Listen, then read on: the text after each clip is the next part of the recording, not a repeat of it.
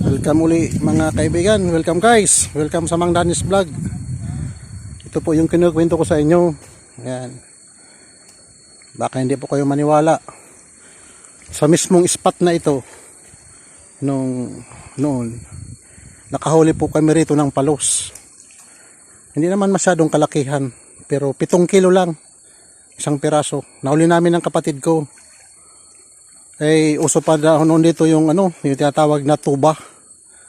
Tinuba ng kabarangay namin. Ngayon wala silang mahuli, gawa ng lumabo. Kasi may mga kalabaw, ganyan, lumublob na. Nagkataon naman na may tinatawag kaming aparato, yung panguryente na sa ilog. Sabi nung matanda, wala daw silang nahuli. Ayun.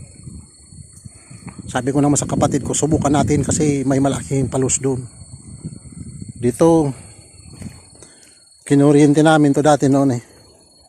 Ewan ko lang ngayon kung may mga laman pa ito kasi para mga 15 years na ako na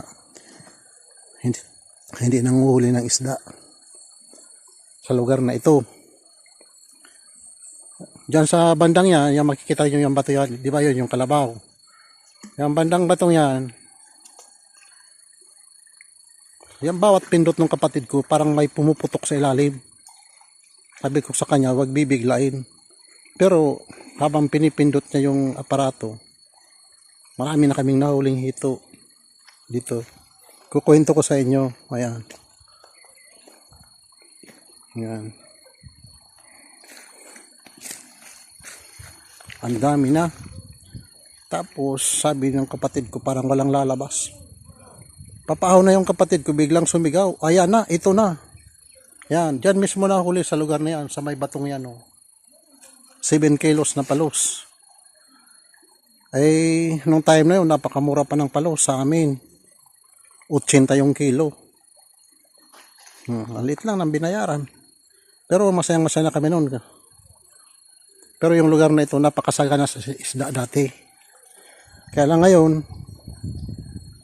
laging nilalason. Okay, uso yung lason eh. Mabuti pa sana yung kuryente gawa ng yung electrode fishing kasi yun na tawag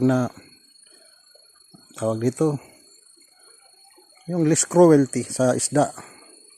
Pinakasimpleng paghuli kasi yung iiwanan mo mabubuhay yun. Huwag kayong maniniwala na namamatay yung nakuryenteng isda.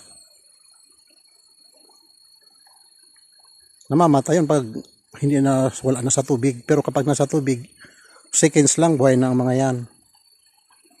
Papunta ron. Yan, papunta dyan. Papalabas ito ng Santo Domingo River. Papunta na ito ng paikot ito. Halos 13 barangays yung iniikot niyan. 13 barangay, isa lang nilalabasan ng tubig patungong dagat. Ang ganda po dito. Diyan kami magharap-harap sa lugar na yan. Medyo mainit pa nga lang. Yan. Ganda po, di ba?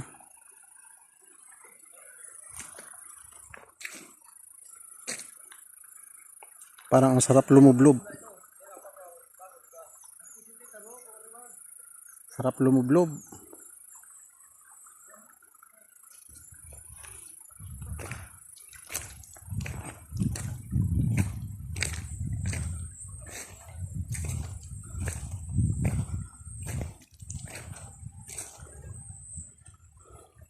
Ang daming likas na yaman dito sa amin, no? Kita mo yung mga boulder na yan, yung graba, yung buhangin. Kaya lang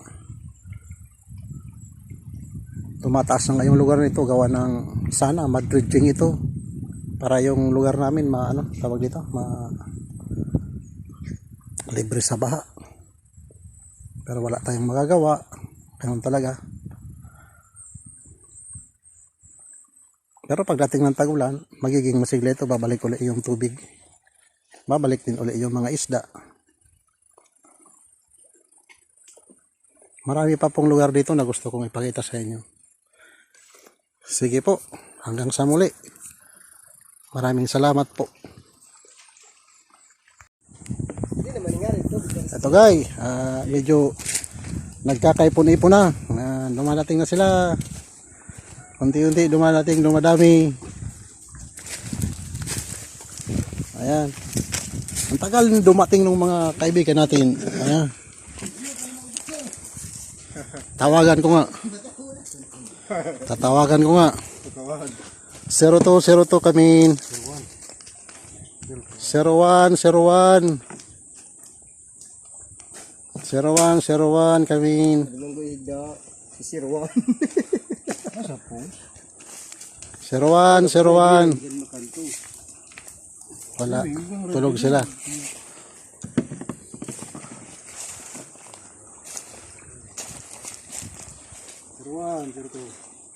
Nutukawan pa rin matino. Padi. Nutukawan na matino.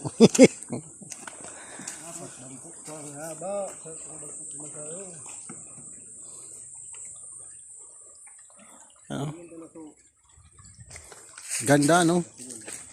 Ano? Kung tingnan nyo, parang pang ano parang ibang bansa. Ayan o, ayan o. Kita niyo mga gwapong yan, mga pangiti-ngiti na yan, mamaya mo, iwan ko lang. Ayan. Ayan, o kita nyo, ayan. Lamig. Lamig kayo. Ayan o. Ayan, bato. Hindi tabi kami sa bangad. Ayan, tingnan nyo po ang ilalim na yan. Ayan o. Yan yung tubig na tinatawag. Napakalinaw. Pero wag po kayong iinom dyan. Hindi po safe yan. Wag po kayong iinom dyan kung kayo makarating dito. Hindi po safe yan. Kasi ano na yan baba to ng barangay. Ibig sabihin, kahit paano may nadura na saunahan at umihi na rin. Kaya, para safe, wag po tayong iinom.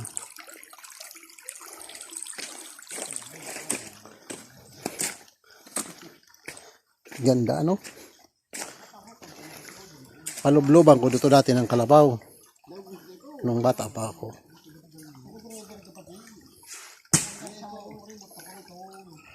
Ayan. Wow, ganda. Ito po yung tinatawag na limestone. Napakarami nito. Ito ang maraming bato sa pagkitatagpuan dito sa lugar na ito. Ayan. Huwag ko lang kung anong tawag sa inyo. Ayan. Limestone. Ito po, anong tawag sa inyo? Ayan. Ito nga pala. Ayan. Maganda po itong pangpakain sa baboy. Ito po yung maganda sarap, mabilis magpalaki sa baboy ng mga native. Yung damo yan. Nung nandito pa kami nag-aalaga, madalas ako nang manguha nito. Ayan. Wala na. Dati may mga tanim-tanim ako rito. Well, mga 15 years. Hindi ako napunta sa lugar na ito. Na-abandon ko na rin. Yan. Yan po ay isang creek yan na ngayon walang tubig. Dahil nga po sa kaka-gold panning, nasira yung mga rock formation. Kaya putol na yung tubig. Ito po yung papunta sa Sitio Panusuan. Yung lugar na yan.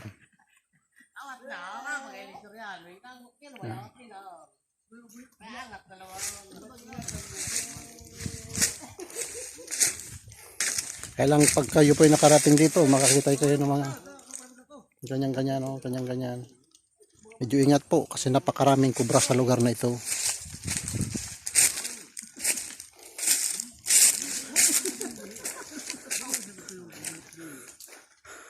Sige po, mga sa susunod. Happy hour na. Happy hour na, simula na. Bendisyonan mo na.